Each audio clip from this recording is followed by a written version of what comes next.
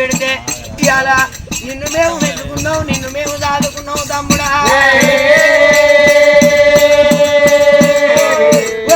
12 తమ్ముడా 24 ఏళ్ళగా పూజారి నీకు బుద్ధి తమ్ముడా వీరయ్యా పూజారి మీద నీకు బుద్ధి పుట్టి తమ్ముడా ఇవాళ తనని అయ్యలగిరి పట్నం వెళ్ళిపోయి అక్కమాకాలు తెలుగు తీసుకొని ఇవాళ పూజారి కంటే వెళ్ళిపోతావారా తమ్ముడా